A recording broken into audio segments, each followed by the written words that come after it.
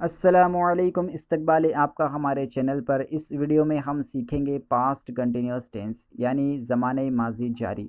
ज़माने माजी जारी किसे कहते हैं और उसके जुमले किस तरह के होते हैं, इस वीडियो में हम सीखेंगे। जैसे ज़माने माजी जारी के जुमलों में ख़ास फ़ेल के साथ रहा था, रही थी, रहे थे आता है।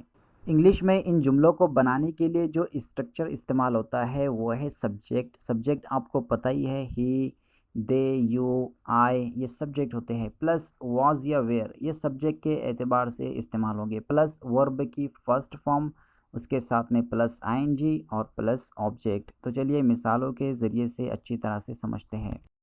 सबसे पहले तो ये जान लें कि सिंगुलर सब्जेक्ट के साथ में वास का इस्तेमाल होगा और प्लूरल सब्जेक्ट के साथ में वेयर का इस्तेमाल होगा। तो चलिए आगे बढ़ते हैं। जैसे हम उर्दू में बोलते हैं ना, मैं टहलने जा रहा था, ये जुमला हो गया उर्दू में ज़माने माजी जारी का। अब इसे इंग्लिश में हम कहेंगे I was going for a walk. I was going for a walk. वो मुझे देख रहा था, he was looking at me. He was looking at me. तुम टीवी देख रहे थे, you were watching TV. You were watching TV. वो सुबह सवेरे पढ़ रहे थे, they were reading in the early morning. They were reading in the early morning.